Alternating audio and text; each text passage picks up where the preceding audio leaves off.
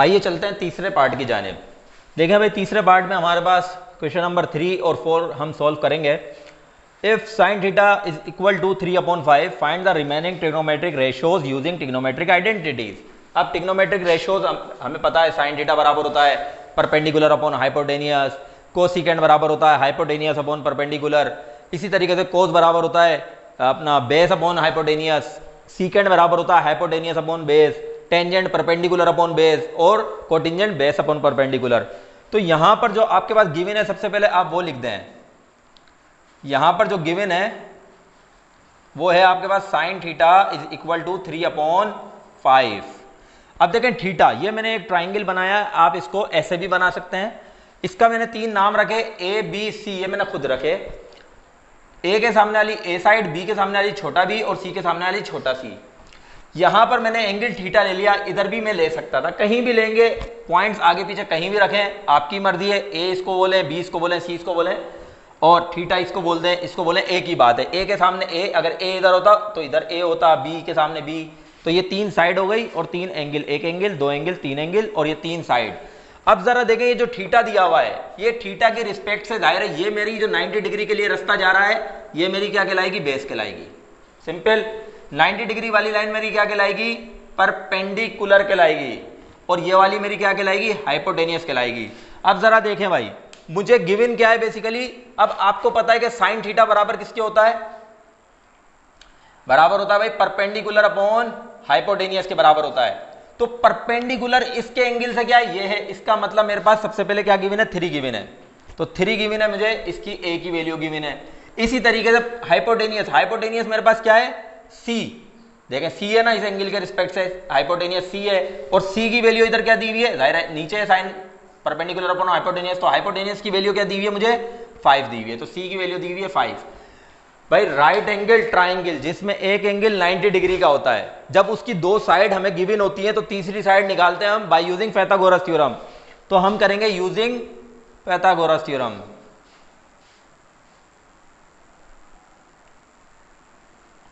Pythagoras theorem जैसे ही हम use करेंगे तो वो क्या होता है भाई, hypotenuse square is equal to perpendicular square plus का बेस स्क्वायर।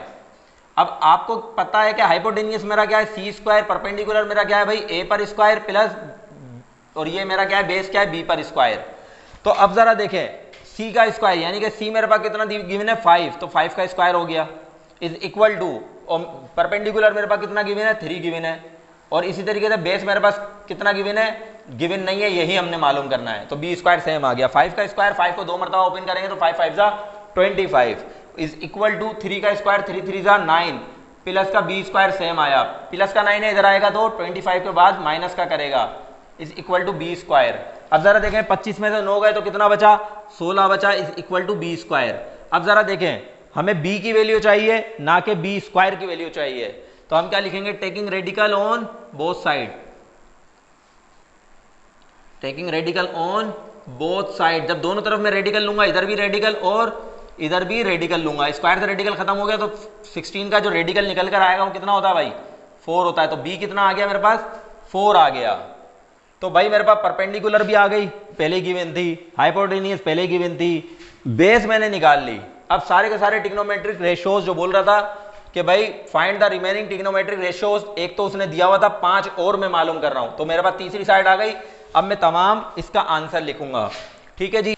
तो आपको पता है भाई साइन कितना गिवन है मेरे पास, परपेंडिकुलर अपॉन हाइपोटेनियस, यानी कि ये तो मेरे पास गिवन था, तो ये हो जाएगा भाई ए अपॉन सी यानी कि 3/5, ये तो मेरे पास पहले ही गिवन था।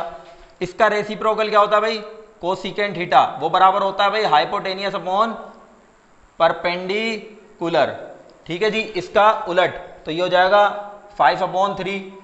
चलते हैं अगली जानिब, एक है कोस थीटा। कोस क्या होता है भाई, बेस अपॉन हाइपोटेनियस होता है, आपको पता है। तो बेस हमने इसीलिए मालूम की थी, बेस देखें बी की जगह हम कम से कम पुट तो कर सकते हैं ना, बेस की जगह 4, थीटा वही चल रहा है जो एंगल दिया हुआ था, 4 अपॉन हाइपोटेनियस वही 5। आगे चलते हैं, इसका रेसिप्रोकल क्या है, सीकेंड थीटा, तो इसका उलट यानी कि हाइपोटेनियस अपॉन बेस, तो ये कितना हो जाएगा 5/4। और इसी तरीके से टेंजेंट और कोटिंजेंट हम लेते हैं। तो टेंजेंट कितना होगा, आपको बाखूबी अंदाजा है, परपेंडिकुलर अपॉन बेस। तो परपेंडिकुलर कितना है मेरे पास, परपेंडिकुलर है 3, बेस कितना है मेरे पास 4। इसका उलट क्या होता है, इसका रेसिप्रोकल वो होता है कोटिंजेंट।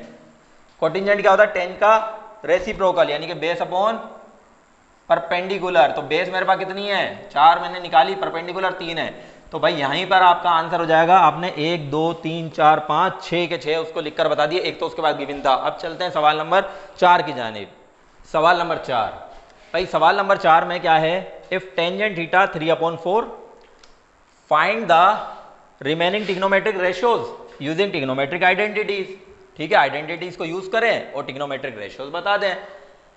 मगर इस बार क्या गिवन है, टेंजेंट। और पिछले सवाल में याद रखना टेंजेंट क्या आ रहा था, 3/4 ही आ रहा था, यानी कि तमाम वैल्यूज वही हैं। इधर हाइपोटेनियस कितना निकलेगा, 5 ही निकलेगा। मगर अब जरा चलते हैं निकाल कर देखते हैं। तो सबसे पहले जो आपके पास गिवन है वो आप चीज लिख दें। गिवन आपके पास क्या है भाई, टेंजेंट थीटा इस बार गिवन है वो है 3/4। सही है, टेंजेंट थीटा बराबर किसके होता है, ये आप रफ वर्क में लिख लीजिएगा भाई, परपेंडिकुलर अपॉन बेस के बराबर होता है। तो इसका मतलब ऊपर वाली वैल्यू परपेंडिकुलर है तो परपेंडिकुलर की जगह लिख दी मैंने 3, ठीक है, और नीचे वाली वैल्यू बेस है तो बेस की जगह लिख दी 4। मैंने ए बी सी ऐसे लिया है, थीटा इधर लिया है, इसकी रिस्पेक्ट से ये बेस, ये परपेंडिकुलर, ये हाइपोटेनियस। अच्छा चलते हैं आगे। भाई 2 साइड गिवन है, तीसरी साइड निकालना राइट एंगल ट्राइंगल की मुश्किल नहीं है बाय यूजिंग पाइथागोरस थ्योरम। तो using Pythagoras theorem, using Pythagoras theorem.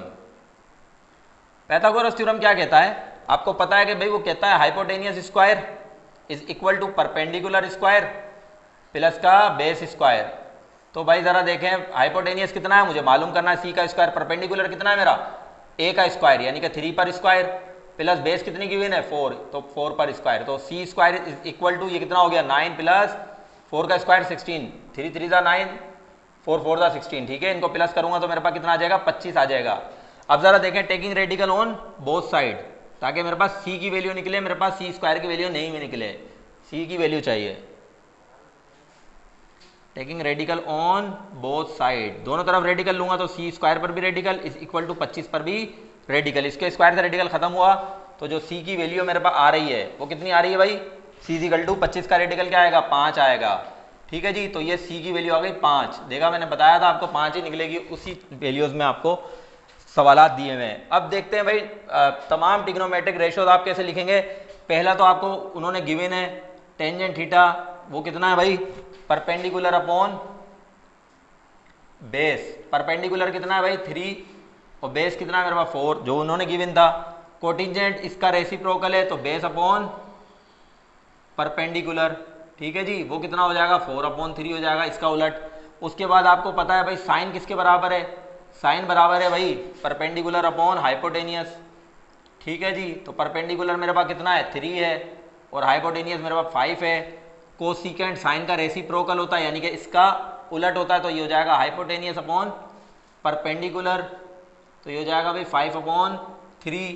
तो 2 रह गए, एक रह गया कोस, तो कोस जो है वो बराबर किसके होगा बेस अपॉन हाइपोटेनियस के इज इक्वल टू, तो बेस कितना है मेरे पास 4 है, हाइपोटेनियस मेरे पास कितना है 5 है, तो इसका रेसिप्रोकल होता है भाई सीकेंड, तो ये इसका उलट हो जाएगा यानी कि हाइपोटेनियस अपॉन बेस हो जाएगा।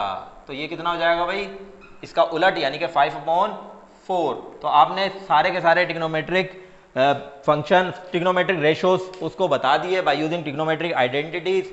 उम्मीद है आपको ये वीडियो अच्छी लगी होगी। वीडियो को लाइक कीजिएगा, चैनल को सब्सक्राइब कीजिएगा, ये फ्री ऑफ कॉस्ट है, और मुझे दुआओं में याद रखिएगा। अल्लाह हाफिज़।